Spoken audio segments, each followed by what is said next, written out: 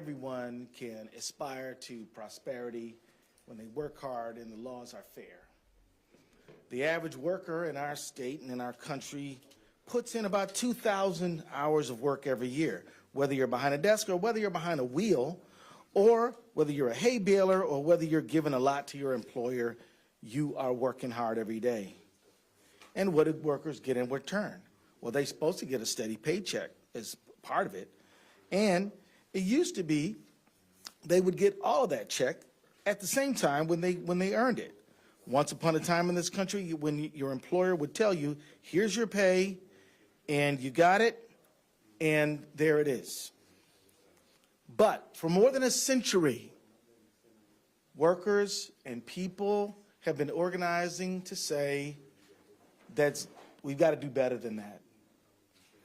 For more than a century of organizing, advocacy, and struggle has won workers some of the basic rights and protections, things like vacation, sick time, overtime pay, protection from discrimination, racism, sexism, and other things at work, and workers' compensation when you get hurt on the job. The workplace has changed over time. And if you're dedicating so many of your waking hours to work, you deserve no less. But now we're seeing something that threatens that century-long effort to make the workplace a fair, hospitable, humane place to work.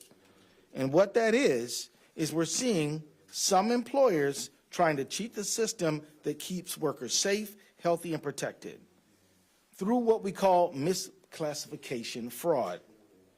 Now, what that is when certain actors, I would say bad actors, label their legitimate employees as independent contractors just to escape things like workers' compensation, unemployment compensation, and other things that go along with the job. It's like if we don't do what we're supposed to do and we just call them something different, we can escape costs associated. That's not right. It's not legal. Even though these folks who we're talking about are doing the work, meeting the criteria of an employee, a worker classed as an independent contractor gets paid less, works without those vital benefits and protections that have been fought for a generation. And this breaks a very important relationship between the worker and the employer. The impact of worker misclassification fraud reaches far beyond individual workers. Some of us might think, well, that's too bad for that worker who's misclassified and victim of misclassification fraud. It is, but it's beyond that. It harms us all. Think of the small business who plays by the rules, who does the right thing. Think of our social safety net, which is going without vital infusions of resources that should go to workers, and even Minnesota's tax base and bottom line. As our workforce evolves, and as the gig economy continues to pick up steam, this problem is only growing. Independent contractors now make up about 10% of our workforce. In Minnesota, as many as 1 in 5 employers misclassify at least one employee. Nationally, that number is close to 1 in 3. Misclassification is actually a long word with a simple meaning. Misclassification fraud is impacting people. It just means that some people are saying folks are independent contractors when in reality they're employees and should be treated like employees. We can't move backward to a model that leaves workers on their own and unprotected. We're in the 2020s, not the 1820s, and we shouldn't be building an economy for workers that looks like one that we had before the Industrial Revolution. So last year, I pulled together a task force of diverse thinkers, smart people, folks arraigned at different points in the economy, policy leaders like Representative Greenman and others, and I asked them to think about what were some practical solutions to make sure that the economy was one in which workers could expect to be treated like workers, in which the business community could feel that if they played by the rules, they would be treated fairly. We brought together workers, large and small businesses, agencies, legislators, advocates to gather the best thinking around the issue and to chart a path forward. I want to thank every single member of that task force. They did the work they were asked to do, and they did it well. The legislation we're introducing today represents their recommendations, all supported by a broad coalition, supported by DEED, which is a critically important agency at our state, the Department of Labor and Industry, the Department of Revenue, Department of Commerce, and members of the Minnesota House and Senate, the Attorney General's office, small business owners, and most importantly, a diverse cross-section of Minnesota workers. If you are a business that's playing by the rules and following the law, this bill won't affect you, other than leveling the playing field to make sure that you can compete on a basis of fairness. The bill gives Minnesota enforcement agencies better tools to detect misclassification and fraud and puts in place steeper penalties for breaking the law. It also gives workers and businesses better tools to make sure they're on the right side of the law or to submit complaints when someone is on the wrong side of it. My colleagues here will share more about the details. I want to wrap up by thanking Representative Greenman for co-chairing this task force and helping us get to this point today. This legislation is another way we can create a more level playing field and a fair economy. I also want to give special thanks to Commissioner Blissenbach, who every single day puts her best foot forward to protect workers in the state of Minnesota. Thank you for your work. And I want to thank Senator, I always mess up on this one. Uma Verbaeten, who has been a tireless, though a freshman, is you wouldn't know it. She works hard every day for people in her district and throughout the state of Minnesota. But lastly, I want to thank the workers who drive those trucks, who construct our buildings, who work in restaurants every day, who take care of patients, who do a whole range of jobs that our society can't do without, and yet are being threatened by this misclassification fraud problem. And so with that, let me ask Representative Greenman to come up and talk about the basics of the bill and other points of her perspective. Representative Greenman. Thank you. Well, thank you all for being here today. As you heard from our Attorney General, misclassification fraud is a huge problem, and it's only growing. It hurts workers, it hurts law-abiding businesses in almost every industry, and it hinders our ability to provide and protect that economic security and workplace freedom that generations of Minnesotans have built, expect, and have come to rely on. As our policymaking makes clear, especially in the last few years, the DFL majorities in the House and the Senate, the Attorney General, the Walz-Flanagan administration, we are all committed to ensuring that workers have access to the protections of Minnesota law, that they get minimum wage and overtime, paid sick when they're sick, paid time off when they're sick, unemployment insurance if they get laid off, workers' compensation if they get hurt on the job, and now paid family and medical leave. And we believe that law-abiding businesses should be able to compete in a fair marketplace. So when a business puts in a bid or sets their prices, they shouldn't have to be outbid or outpriced by companies that artificially reduce their costs by cheating workers and the Minnesota taxpayers. Misclassification fraud puts all of that at risk, all of that safety net, worker protections, fair competition, and the social safety net that taxpayers and communities have built and rely on. It's why we are all working together.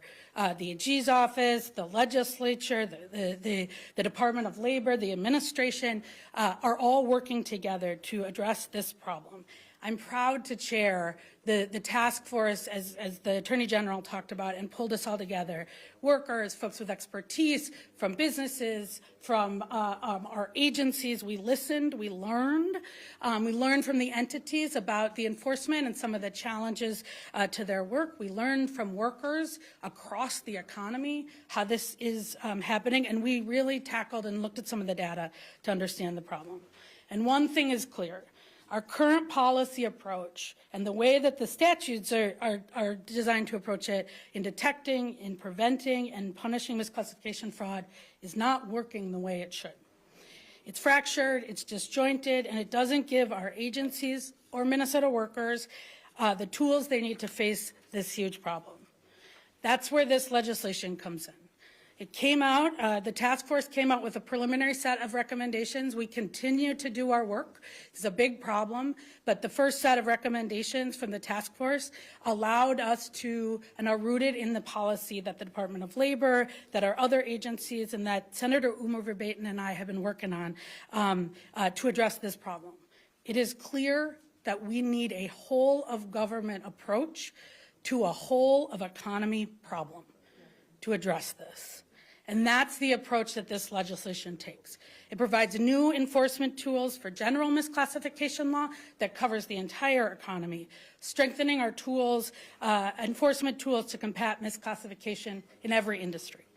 It includes specific tools to combat misclassification in construction, an issue we have all been working on for a while, and we have learned some things and have some opportunities to strengthen that work. And most importantly, it creates an intergovernmental misclassification enforcement and education partnership. A partnership to bring all those enforcement entities, the AG's office, DEED, DLI, who am I missing, Commerce, and Department of Revenue together through a single goal of effectively reducing misclassification fraud through strategic deterrence, enforcement, and education. At its core, what this legislation is about is making sure that Minnesota has a legal enforcement tools to turn the tide on misclassification fraud and to ensure that we're protecting workers, that law-abiding employers and businesses can compete, and that Minnesota public, we're protecting the protections and the social safety net for generations to come. That's what this legislation does. If you want to know more, I think that we have some testifiers, but also we have a hearing on Tuesday in the Minnesota House, and we have a hearing on Thursday in the Minnesota Senate where we will get into the details, so make sure to check those out too. And with that, I think I'm going to turn it back over to the AG to... Well, certainly. Senator Claire Uma Verbaeten. Senator, thank you very much. Thank you. Good morning, everyone. My name is Claire Uma Verbaeten. I represent District 66 in the Minnesota Senate. I also serve on the Senate Labor Committee and have had the honor of serving on the Attorney General's task force. We've heard about this from the Attorney General and Representative Greenman, but I really want to hit home that employer misclassification fraud affects everyone. It affects workers, business owners, and really our community at large.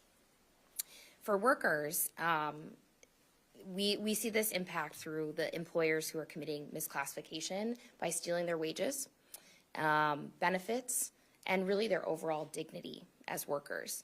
They're denying them overtime pay, minimum wage, workers' compensation, unemployment insurance, paid family medical leave, protections from discrimination, earned sick and safe time, and more. Business owners are really hurt too. Business owners who follow the law and properly classify their workers struggle to compete with those who break the rules. Greedy corporations who are committing misclassification fraud are offering artificially low prices to consumers. They're defrauding workers, and they use the money that they stole to undercut their competition. This creates a really unfair playing field for businesses who are trying to do right by workers. And it hurts our entire community. Employers who commit misclassification fraud steal money from taxpayers by evading payroll taxes and shifting the tax burden onto everyone else. They're also stealing resources from the social safety net by not paying into programs like unemployment insurance and paid family medical leave. And they're stealing from all of us by denying health insurance to misclassified workers, saddling them with really expensive health care bills, and then when those aren't paid, they're picked up by everyone else.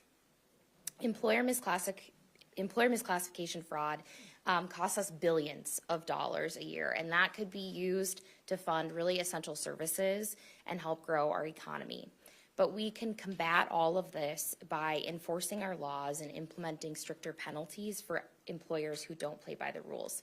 So I'm really proud to be carrying the bill this session that's going to give our enforcement agencies the tools to detect, investigate, and enforce the law to protect workers, to protect law-abiding businesses, and to protect Minnesotans overall.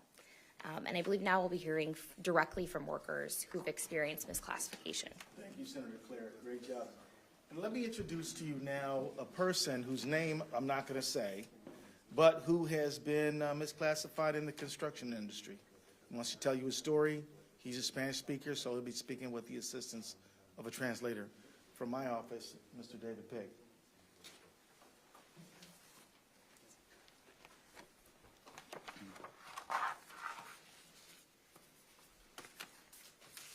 Hola, muy buenos días. Yo soy un inmigrante indocumentado y Hello, good morning. I am an undocumented worker, vivo en la ciudad de Lester Prairie, Minnesota. and I live here in Minnesota. Soy de nacionalidad hondureña y he vivido en Minnesota por 4 años.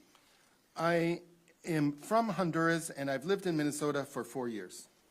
Quiero agradecer al fiscal del estado, Kate Ellison, y la representante Emma Grimham por unirse a este grupo de trabajo y de clasificación errónea.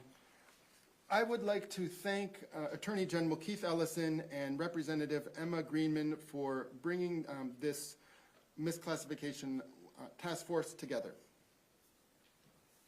La clasificación errónea es algo que necesita atención en construcción, especialmente con trabajadores latinos como yo. Misclassification is something that needs to be paid attention to in the construction industry, especially for Latino workers such as myself. Yo soy un trabajador de construcción y he estado trabajando en la industria por 4 años. I am a construction worker, and I've worked in this sector for 4 years. Me dedico a la instalación de la piedra decorativa I mostly am involved with the installation of decorative stone. Este material es instalado en la construcción de muchos de los apartamentos de familias múltiples, construcción de restaurantes, hoteles y en casas nuevas. This type of material is installed in construction for many types of constructions of apartment buildings, including multifamily homes, restaurant construction, hotels, and also new single-family homes. Aunque trabajo exclusivamente para Cornerstone Building Brands, una compañía grande que tiene sucursales en todo el país. Although I exclusively work for Cornerstone Building Brands, a huge company that has many branch offices throughout the country, Nos llaman a mí y a mi jefe contratistas independientes. they call me and my boss independent contractors. Hace unos años atrás, mi jefe fue empleado directo de esta compañía, pero es mi entendimiento de que la compañía esforzó a los empleados que trabajaban en la instalación que se cambiaran a contratistas independientes. Some years ago, my boss was directly employed by this company, but it's my understanding that the company forced the employees to start working on installation, that they had to change to become independent contractors. La compañía creó el ambiente donde todos sus trabajadores de construcción son tratados como contratistas independientes y es algo que no debe ser.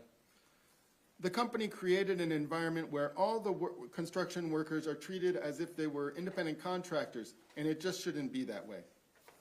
Como contratista independiente yo tengo responsabilidades que no me parece que son responsabilidades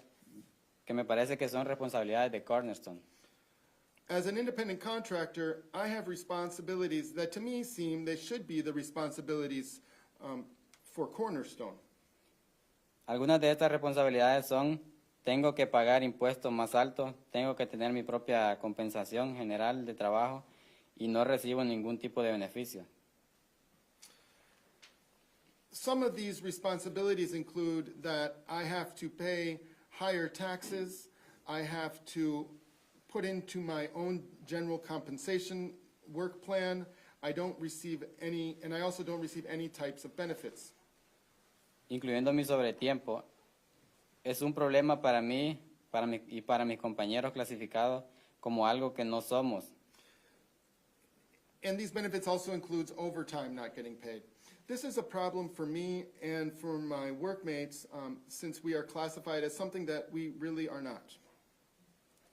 Este es un problema más que, en mi opinión, viene de arriba, que es la compañía principal, que es la que, en mi opinión, crea este tipo de ambiente de clasificación errónea. And this is a problem that, in my opinion, is coming from farther up. It's coming from the main company, which is, in my opinion, the company responsible for creating this environment of misclassification.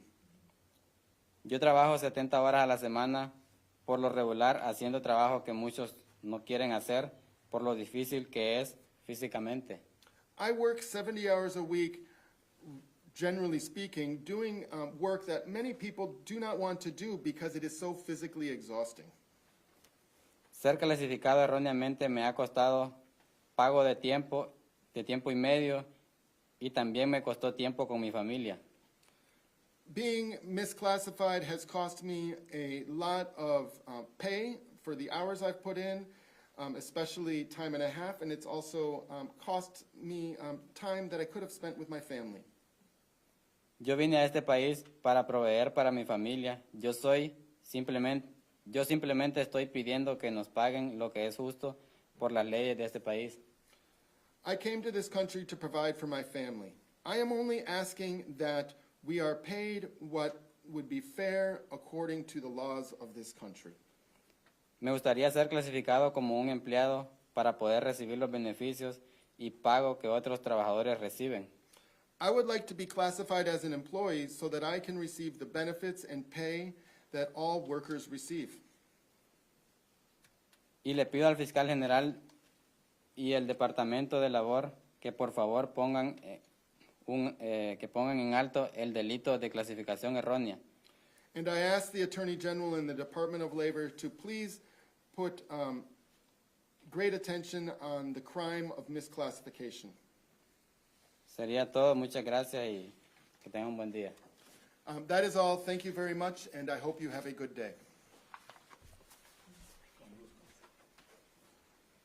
Alana Olson, who works in live entertainment with IATSE Local 13. As the AG said, my name is Alana Olson. I'm a proud member of IATSE Local 13, and I've worked in backstage live entertainment for 19 years. It wasn't until I shattered my heel in a workplace accident that I realized that worker classification matters. The convention that I worked for over 4 summers claimed that they, quote, had no employees. They didn't have workman's comp either. I requested the Special Compensation Fund, which is part of the Department of Labor, get involved. Before my injury, I knew that sometimes there were different forms, a 1099, a W-2, but I didn't understand why. But I was on bed rest and crutches for 6 months and unable to take work from my 22 employers and half a dozen 1099 jobs that I had been earning a living from. Filing for unemployment was an impossible nightmare because I could not answer how many days per month do you work for this employer. 3 years after the injury, I still couldn't work for half of the employers that I used to. To this day, I have a partial permanent disability. After my life was changed, I didn't give up. I shared what I had learned. There was an opera company that had rented Guthrie equipment and that had hired Guthrie staff as independent contractors. For 4 years, the stagehands begged the organization to be classified as employees.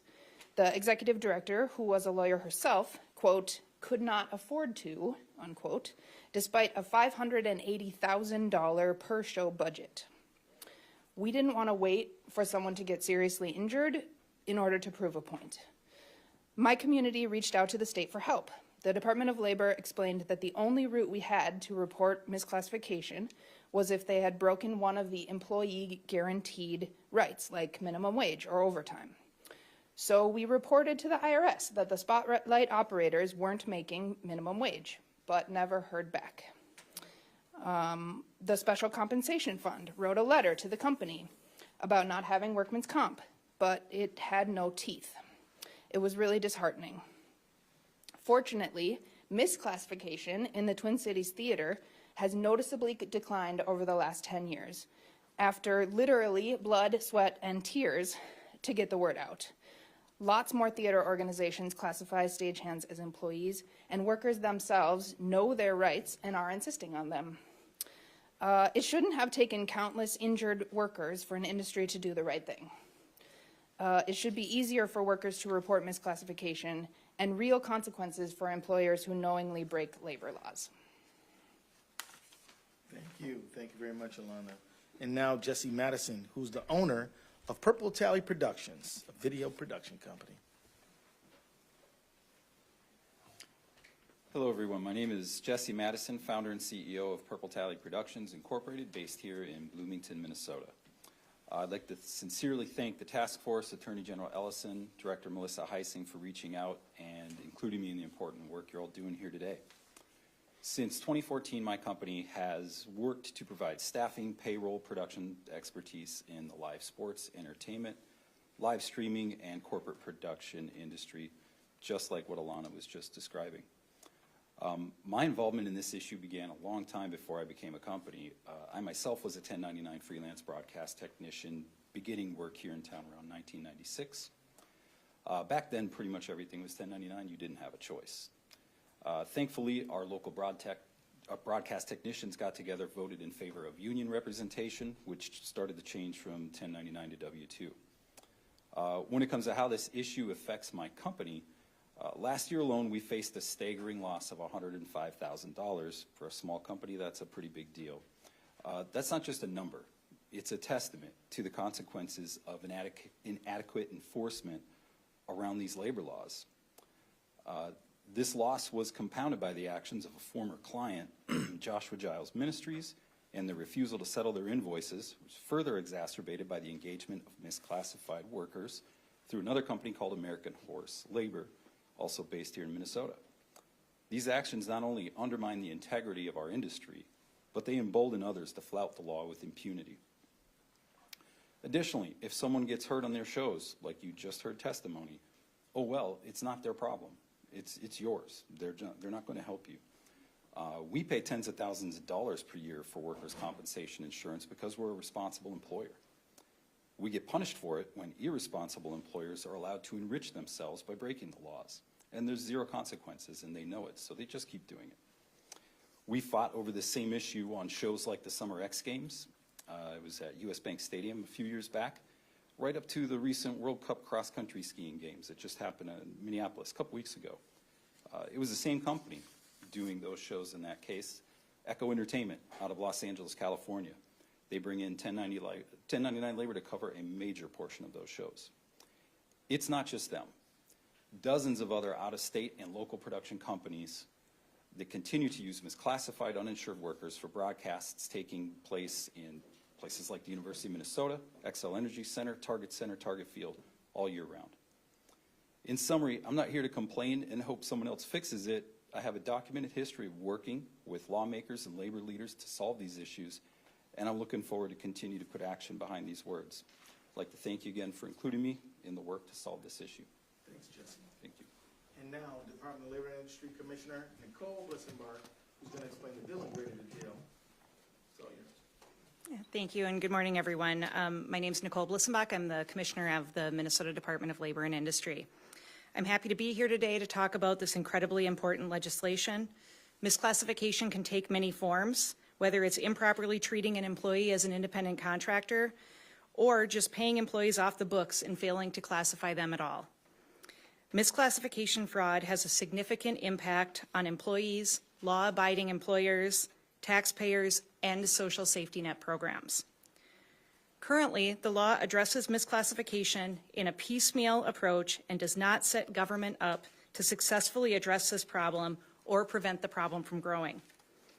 When I joined the department in 2019, I learned the ins and outs of the agency's jurisdiction and enforcement authority.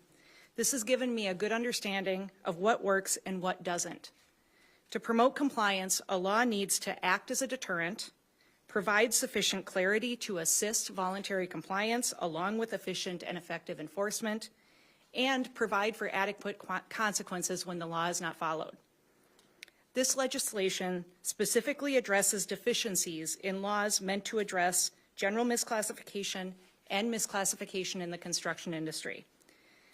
Many of the changes outlined in this legislation are direct responses to challenges DLI has experienced in enforcing the current law. The legislation provides more clarity, which will promote compliance and allow investigations to be more impactful. For example, this legislation not only identifies a clear test in the construction industry to establish legitimate independent contractor relationships, but it also identifies where in the contracting chain employment attaches when an employment relationship is established. The legislation streamlines and expands enforcement authority. For example, the legislation provides a private right of action for general misclassification. Outside of the construction industry, that is not an option right now. And as we know, without a remedy, there is no right. It also allows for successor liability to address instances where enforcement action is taken only to see the same bad actors come back with a different legal entity. And the legislation strengthens consequences for employers who violate the law. This legislation provides for penalties specific to general misclassification that align with strengthened penalties for misclassification in the construction industry. The world of work has evolved much faster than government has responded, which is why it is necessary to take a broad approach to this issue. We need laws that can meet the enforcement needs of 2024 and the years to come. This is why this legislation establishes a misclassification enforcement and education partnership. This partnership, made up of DLI, DEED, Revenue, Commerce, and the Attorney General's Office, will ensure an effective and efficient whole-of-government approach to misclassification. I want to recognize the work of the AG's Misclassification Task Force in helping us get here. The leadership of Attorney General Ellison, Representative Greenman, and Senator Umur-Baten brought much-needed attention to this topic and gathered the voices necessary to create solutions that support workers and their ability to earn a living. This legislation takes a whole-of-government approach to effectively combat the problems of worker misclassification. It will strengthen deterrence, enforcement, and consequences, and help DLI and the state combat misclassification across all industries. This will assist us on our path to making Minnesota the best place to live, work, and raise a family. Thank you. Thank you, Commissioner. And now, Representative Greenman for questions. I'll take all the questions. Just kidding, just kidding, just kidding. Wanted to open up for questions. After all that, I'm still not sure what the bill does. Well, didn't I preview the 30 pages that you can come to the hearing for? I think that I'm going to turn it back over to Commissioner Bosenbach. I think she said pretty clearly a few examples of the way that it strengthens enforcement, so allowing individuals to be able to, workers who've been wronged to be able to sue, allowing organizations that come back with a different entity to be able to be held liable. But let me turn it over to Bosenbach. I know other folks have questions, but I do want to, if you are more interested, we are having, I think, a whole hearing time of this bill tomorrow in labor. Well, we're here now, so let's hear it. People who write stories today for tomorrow can't go wait for the hearing, so they kind of need to know what the bill does. And I don't want to sue my employer. I want to be able to call you and have you enforce the law for me, right? Not necessarily. You might want the right to do both. That's even Goliath stuff. If I have to sue a big company to get my pay, I'd rather have a state agency be able to help. I mean, so explain to me, I have a complaint. I call or write Dolly. What happens? So I can talk about a little bit about how the law doesn't set up to have you be successful when you're calling. So right now we have Revenue that is enforcing misclassification as it relates to failure to pay employment taxes. We have DEED that enforces misclassification as it results in failure to pay unemployment insurance taxes. We have DLI that focuses on minimum wage and overtime and misclassification specifically in the construction industry. And we have the Department of Commerce that has a fraud bureau that can focus on criminal wage theft. The AG's office has authority in many of the same ways the Department of Labor and Industry does. This bill helps to bring those entities together to work in a way where people can have no wrong door. They call government, they can get access to all of the information they need, which will not only help employees who are experiencing misclassification, but also help employers to make sure they understand what they need to do to comply with the law. So that partnership is, I think, vital to achieving that goal of education and the no wrong door policy for a whole of government approach. The rest of the bill really focuses on a couple different statutes that address misclassifications. So there's the general misclassification statute, which I would encourage you to read how it currently is set up. It's not clear. It doesn't provide for a private right of action if people were inclined to take action on their own. It refers to construction industry employees who are actually covered by a different statute. So what this bill does is it makes it clear what is a violation of law, what actions an employer can't do in determining whether someone is an employee or an independent contractor, and it provides those meaningful remedies. So enhanced remedies that are going to align with the construction misclassification statute. The construction misclassification statute is, to be honest, a large part of this bill, and that is really focused on the problems we're seeing in the construction industry. Where does that employment relationship exist? How far in the chain does that happen? We see labor brokers that are bringing in workers who are requiring them to, file as independent contractors. But is the labor broker their employer? I would argue no. The employer is next up the chain. So it kind of addresses the construction industry specifically in ways that will provide a more clear path for determining whether someone is or is not an employee. What's, you kept talking about the whole of government approach with all these different agencies. What's preventing you from doing that now? So I would say there are a couple things. The ability to share certain data, which is addressed in the bill, as well as resources, and being, I'll say it, we're siloed, right? If I work at labor and industry, my main focus is wage and hour. I'm going to make sure that people are getting overtime and minimum wage. And it's not necessarily focusing on unemployment insurance and ensuring that unemployment insurance fraud is.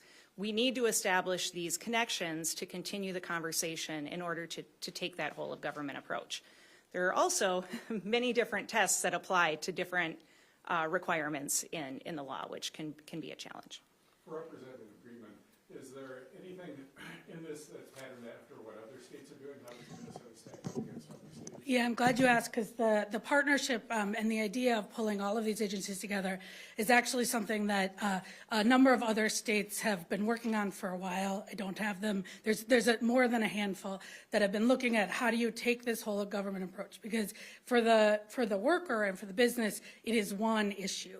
But as we talked about, it cuts across a lot of different programs and the different of our agencies. And so the misclassification partnership is something that we actually spent in the task force, got time listening to and hearing from. I also think, and this I defer to Commissioner Blissenbach, the issues of misclassification both in our economy and in construction are something that obviously are not unique to Minnesota. And so we have been learning from both what is working in other states and what isn't working. And as I said, and as I think we were talking about in the task force, this is a really important step. And there is a lot more work to do. There's more work to do in the task force. There's more work to do over the next couple of years that is happening. And so we're going to continue looking at other states. That kind of leads into my follow-up. Is this actually going to become law this session, or is this something that's going to take a couple of years of work? So this bill, I'd say that, again, there's lots more work to do on the task force. There's lots of different pieces of this program. This bill was designed with what we have been hearing for years from our agencies and from workers. This is the first step, and I think the House, the Senate, the AG, the administration are all committed to getting this bill passed this year.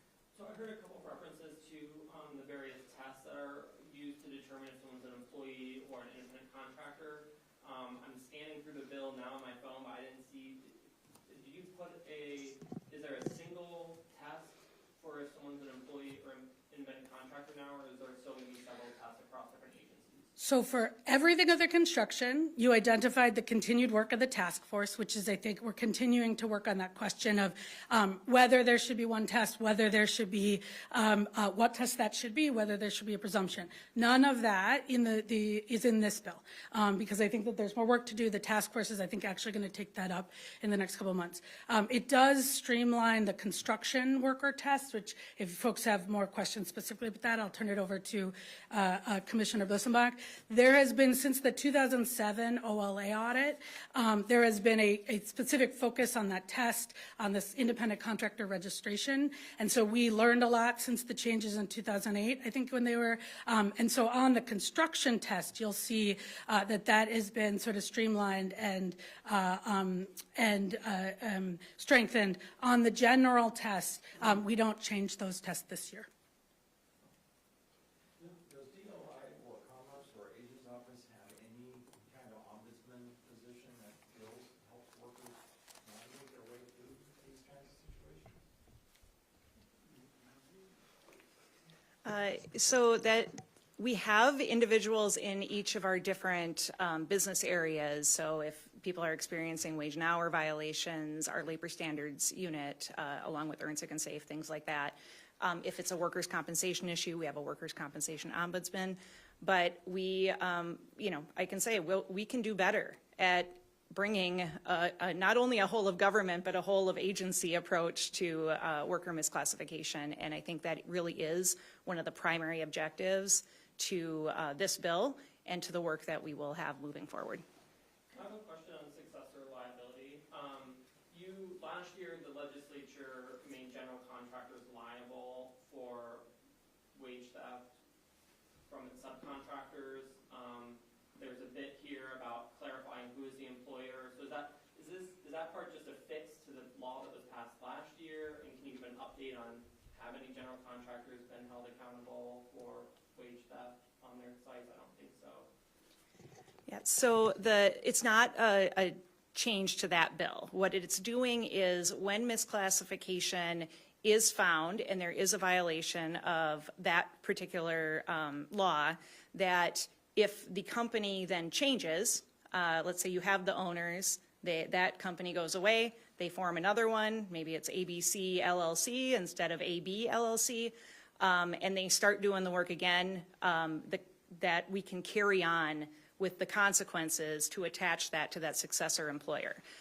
So that is different. It's tackling a different issue than the contract or than the Construction Worker Wage Protection Act last year, which allows us to go up the chain to seek wages that have not been paid further down the chain. And that's not dependent on an employer relationship. That is just a contracting relationship. So maybe I'm confusing what successor liability means and the part that was being talked about in regards to determining like who is the employer up the chain. Is that? Those are two different pieces. So the successor liability would attach when we take enforcement actions and then the same actors show up with a different company. The establishing where an employment relationship attaches is something that is currently very challenging in the way the construction worker misclassification statute is set out. You can establish that somebody doesn't meet the independent contractor test, but you can establish for whom they work. And it's not unheard of to go on a construction site and for workers to not know who their employer is. So this is to make sure that as we're establishing the check boxes of things that establish who your employer is, that we can go and look and very clearly, based on that documentation, based on that test, determine who the employer is. If you're an undocumented worker in the construction industry and there's a more rigid kind of forcing them into an employee status, aren't they less likely to actually be able to be employed? We do not, when we're looking at legal violations, it does not matter if a worker is documented or not. The law needs to be followed, the employers need to follow the law, and that is, so we do not ask that question. We're just looking to make sure that the employee is receiving the benefits that they're entitled to under the law. Well, she's been trying to get in for a while. Is it possible you could explain, and I'm Hundred is all right. No, he didn't give a name, and we're not going to say No, it. no, that's fine. I was gonna say, could you explain how this would help him? How the changes would help him? It would make it clear that he should have been treated as an employee, and it would allow us to take action against an employer who is not only misclassifying, but I think he mentioned also wage and hour violations. It helps to streamline that enforcement, creates more deterrence, and also more consequences. Is there a grace period of sorts for maybe a company that, didn't realize it was misclassifying? Like, is there is it you do it and you face the penalties, or is there a kind of period where they can, fix the problem before it got, to a certain point? So the law does not, the legislation as drafted does not provide or does not require that a violation be repeat or willful. But as we are investigating cases, those are the types of things that matter for when we determine what type of penalty should be provided, what the remedy looks like. So all of that is relevant, but the law doesn't specifically say that only penalties can be issued for repeat or willful. And that's on purpose. We can't have misclassification just be a cost of doing business. There's too much money that can be saved doing that to not take action on the first time we see a violation. The gentleman from Honduras, I don't know if the translator is still here, but I was wondering if the payment to the contractors is done in cash or check. Is there like any paper record that you're being paid, or is it all cash? Yeah, David's gone now. Maybe we can catch up with you later. What I will say is I heard both sets of stories, but in the task force, we heard from many workers who were, as I think the commissioner said, both just paid in cash with no documentation, no receipts, and also folks who had been employees for a couple of weeks and came and were told and were given 1099. So we heard both of examples of those stories pretty thoroughly in the task force when we heard testimony. Attorney General Ellison had mentioned the gig economy. Is there an impact on Uber and Lyft with this legislation? I think here's what I will say. We know, and one of the challenges with the gig economy, and frankly, the economy as we go forward, is that employers need to be really clear about where and how they're classifying workers. And I think that we have been having a long conversation about Uber and Lyft, but Uber and Lyft are not, as you know, the only gig economy. We heard also from DoorDash, we heard from TaskRabbit, again, at the task force, and we heard a lot of different models. I think what's clear is this doesn't change the test that we currently have that applies to everybody except for construction workers as their own test. I think it does, and I do think that there's a question and there's litigation both here and around the country about whether those current models currently are in compliance with our current test, and I think that that's going to be for the courts to decide. So I think with that, is there any more questions? I think we got to wrap it up and probably give the... Thanks a lot. And I can be around if folks have questions. Thank you so much.